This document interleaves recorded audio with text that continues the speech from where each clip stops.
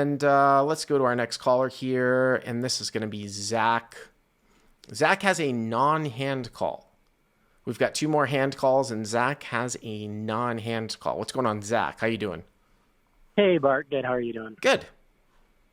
Yeah, so this one, it's just kind of an interesting situation. I don't think I handled it well, but also I'd like to see, like, am I overreacting or am I wrong? So Okay. a little bit of backstory is I played Stones in Sacramento. Okay. I'm still learning. I'm still a new player, so I usually play 1-3.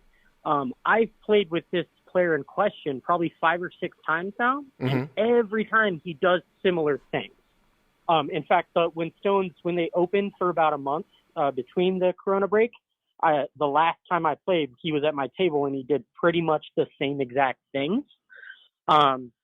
So long story short, the hand happens. 2 players are in it. It's heads up. This player is not in the hand. I'm also not in the hand. It goes to a fold at the turn. Okay. And the guy who is sitting next to this player he folded on the turn.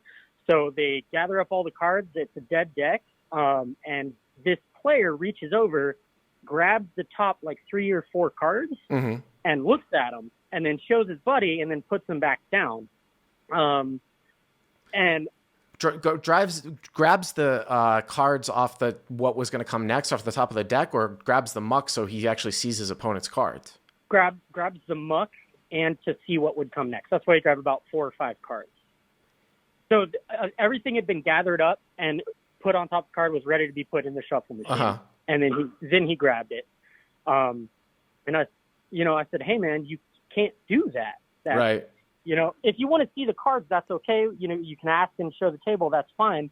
But his immediate response was, I can do whatever the F I want. And I said, no, you can't. There's rules. And his answer, which he's done this in the past, was, well, if anybody doesn't like it, they can meet me in the parking lot. And the dealer at that point was kind of trying to de-escalate. And he was like, hey, do you want me to call a GA? And I said, well, now I do. And the GA came over. And this is where I think I handled it badly, because he said that, and I stood up and said, okay, let's go, which I shouldn't have.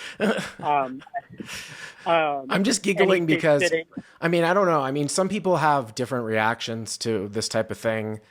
Yeah. I would, before you go along, I would just go so far as to say is that it's probably not, I would say it's definitely not worth it. You don't really know who you're dealing with, you know what I mean, in a given situation. I think, no knock on Sacramento, but I'd probably be a little bit less concerned that the guy was somehow like gang related, as opposed to, I've seen some scary motherfuckers in LA casinos. He's an older 50s male, but so he says many times while he's at the table, I used to eat guys like you up in prison. Whenever someone pisses him off, that's his go-to thing to say. So it's kind of that.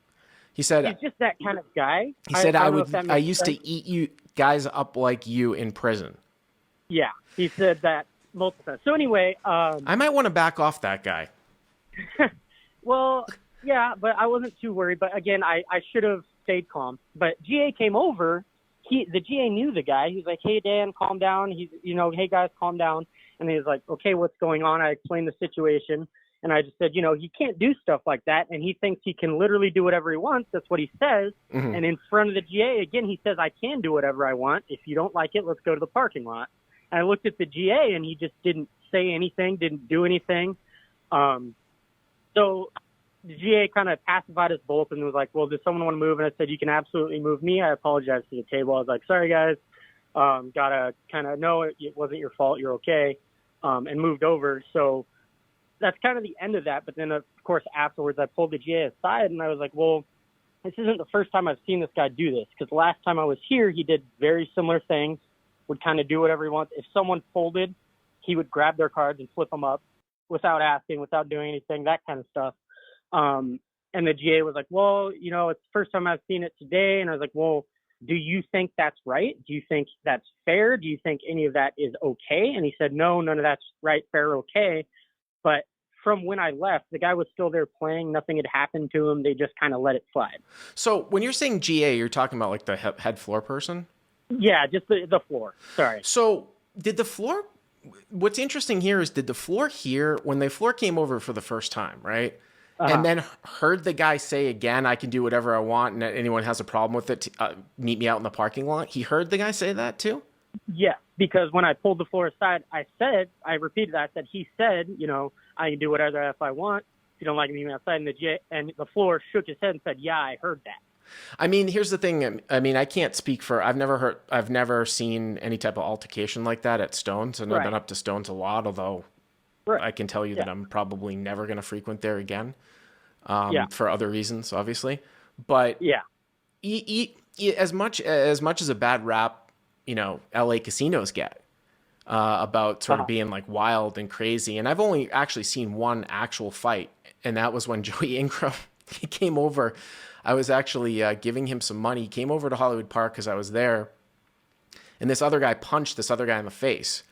And this was about, I don't know, 18 months ago.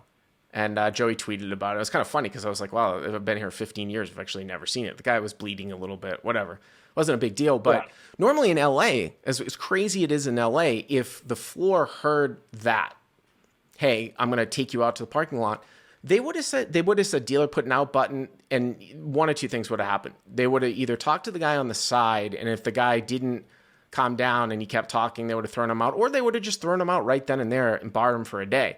To do absolutely nothing about that aggressive behavior when the floor actually hears it is ridiculous. Like, this is, I mean, it's a different kind of ridiculous that we've been dealing with in terms of like the bad floor rulings, but it's a terrible floor ruling, or it's a terrible, whatever you want to call it. It's a terrible way that the floor handled that. He just offered you to move tables. That was what his resolution was. Yeah. So he offered, does either of you guys want to move? And I, to de-escalate, I said, yeah, absolutely, you can move me. I'm not, especially because I don't want to play with him anyway. But so I was just curious, did I overreact? Is that something that seems like it would be okay? And what do you think about the fact that they just let it slide, even though? Well, I think it's definitely unacceptable that they let it slide. And I would try to go up the chain again, as I talked about in previous calls, try to talk to the general manager or something like that, or just don't go back there. I don't know if this was pre or post COVID or what. Oh, it must have been pre. This was actually, this was a couple days ago. This was, so they're reopened. Are they open outside? Yeah. So it's outside seating only. It's 8-handed. Okay. And they've recently reopened. It's like within the last couple of weeks, they've reopened again. So, I mean, I answered your second question. Of course, they didn't handle it correctly. I'd be pissed if I were you, but you can either go over and play at Capitol or Thunder Valley, or go to a manager, if this guy's a regular, and be like, this is ridiculous. This is what this guy did, and your floor didn't do anything about it. Now, in terms of the guys picking up the cards, like, you have to be able to sort of mitigate the situation. I've seen people rabbit hunt before, and then people get pissed off. And it's like, the whole reason why you're not supposed to rabbit hunt is because it's supposed to give you extra information. Like, maybe somebody's representing something that they actually don't have, and you see it like in the deck. You're not supposed to rabbit hunt. But I mean, if a whale, big fishy player wants to rabbit hunt, I don't give a shit. Now, if you're talking about going and picking up my discards, that's ridiculous. I've never even heard of something like that. I've seen him do that more than 5 times that night alone.